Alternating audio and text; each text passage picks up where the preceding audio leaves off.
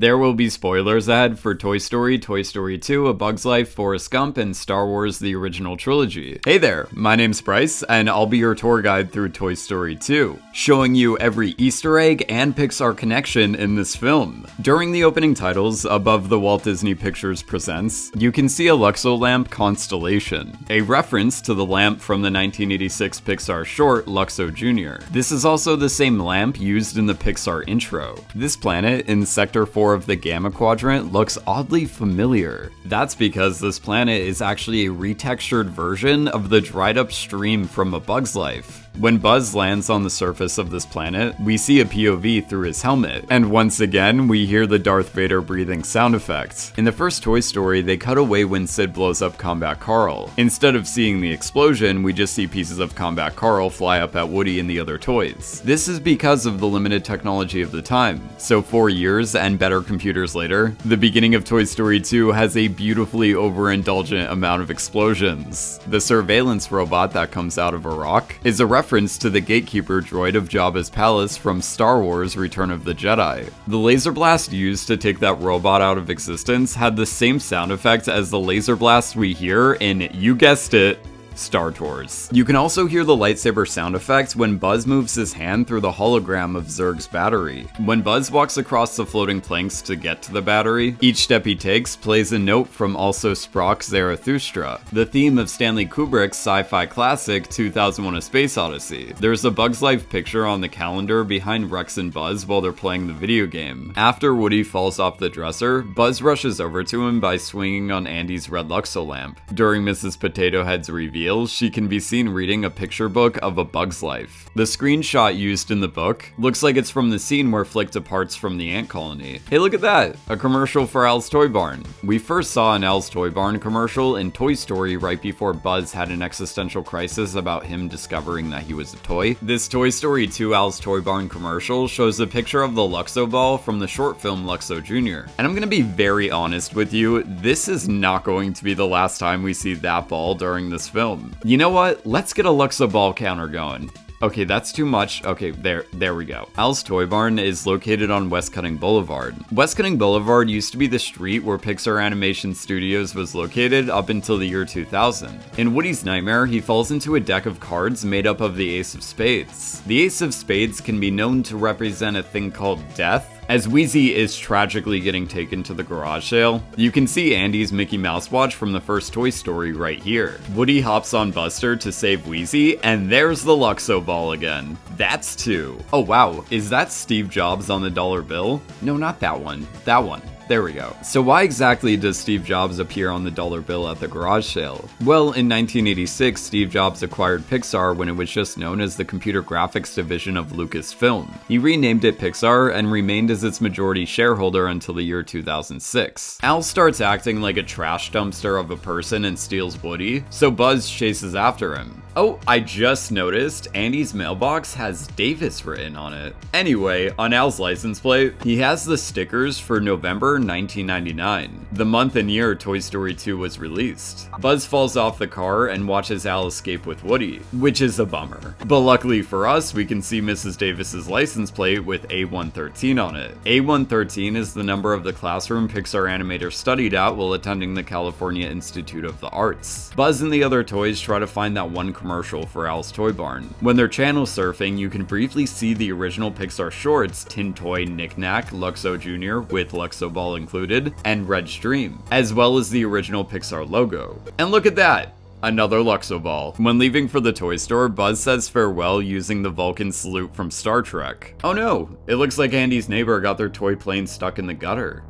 Moving on. This issue of Life magazine is from January 12th, 1957. This date is also the birthday of John Lasseter, one of the directors of Toy Story 2. When making his way to Al's Toy Barn, Buzz chops down some branches. The caterpillar Heimlich from A Bug's Life can be seen climbing one of those branches that gets knocked down. During the ending credits, Flik appears next to Heimlich on the same branch, and we zoom out to see Buzz chop it down again. On West Cutting Boulevard, you can quickly see the truck from the moving company Eggman Eggman Movers. Eggman Movers is named after the art director of the first Toy Story, Ralph Eggleston. This is the same company that moved Andy's family in Toy Story. When presented with the task of crossing the street, Slink says, "I may not be a smart dog, but I know what roadkill is." Possibly a reference to a quote from Forrest Gump, where Forrest says, "I'm not a smart man, but I know what love is." Tom Hanks, who plays Forrest Gump, also plays Woody in Toy Story. Oh, and by the way, the can that gets crushed by the truck and launched over to the toys is Catmull's soda. In Al's car, you can see a can of Dr. Catmull's old-fashioned root beer. This Catmull's brand is named after the co-founder of Pixar, Edwin Catmull. Dr. Catmull's old-fashioned root beer had previously appeared in Sid's room in Toy Story and outside of the city in A Bug's Life. One of the first cars to crash during the traffic cone expedition has the license plate HDNCTY, as in Hidden City. In an early trailer for WALL-E, Andrew Stanton, the writer of Toy Story 2, narrates, "In the summer of 1994, there was a lunch. Me, John Lasseter, Pete Docter, the late Joe Ranft, all sat down.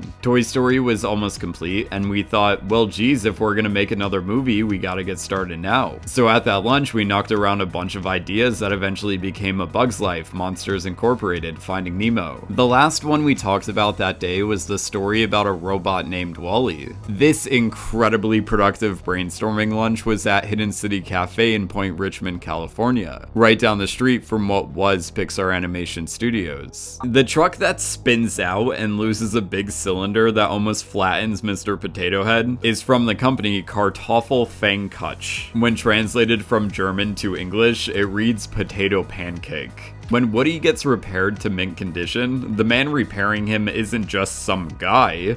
It's Jerry. You know Jerry. We all know Jerry. Jerry's from the 1997 Pixar short, Jerry's Game, about a guy named Jerry who plays chess with himself. When he's fixing Woody, you can even see some of his chess pieces right here. When Buzz and the other toys walk into Al's toy barn, boom, Luxo Ball. Before Buzz walks down the aisle full of all those space rangers in cryosleep, he passes A Bug's Life action figures. You can see Flik, Heimlich, Dim, and Tuck and Roll. By the way, we saw a quick shot of this aisle in the commercial from the first Toy Story. This reveal of another Buzz Lightyear is a recreation of the first time Woody met Buzz. During the toys' joyride through the store, they knock over buckets of toy soldiers, the same ones we saw in Andy's room in the first Toy Story. Rex can be seen reading the strategy guide for the video game Buzz Lightyear Attack on Zurg, the same video game we saw at the beginning of this film. On the back of this guide, you can see the price of it. In the US, it's $4.95, but in Canada, it's $50.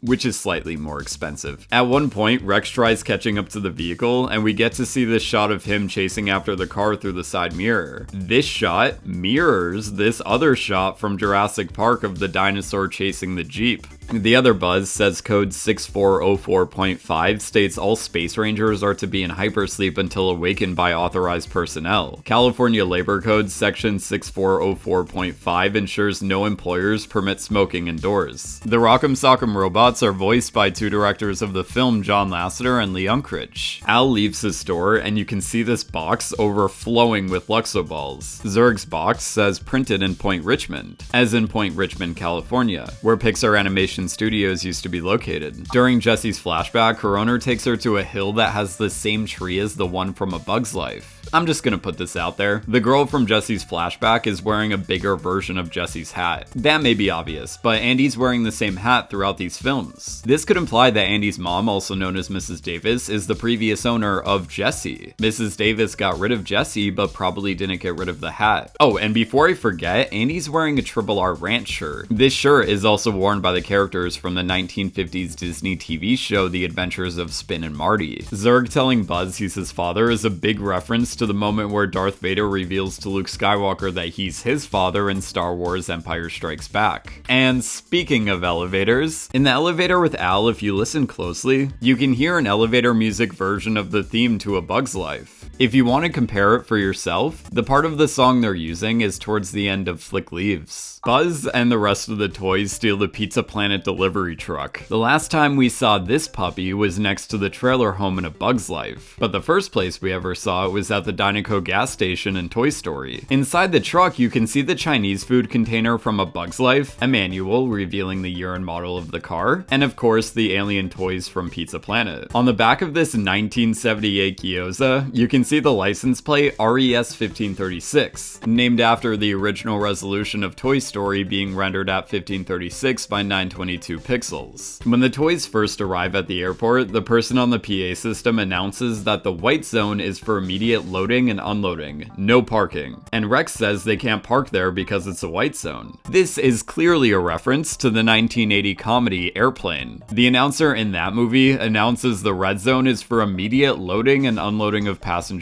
only. There's no stopping in the white zone. The toys enter the airport and you can hear the announcement, "Passenger Twitch. Passenger Leon Twitch, please pick up." Most likely referring to one of the directors of the film, Lee Unkrich. Leon Twitch, Lee Unkrich.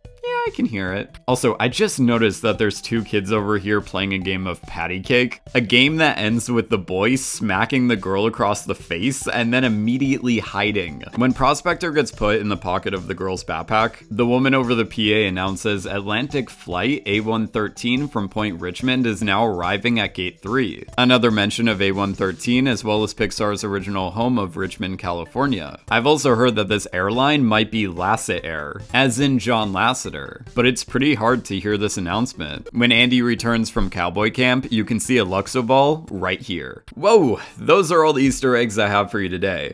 Okay, I gotta say, like, Toy Story is layered, especially the potato pancake one. Oh my gosh, that was such a hard Easter egg to find. But yeah, thanks for watching. If you want to see more videos like this, please let me know in the comments. Also, please tell your friends, and I'll see you guys in my next Toy Story video. Or Pixar video, one of those.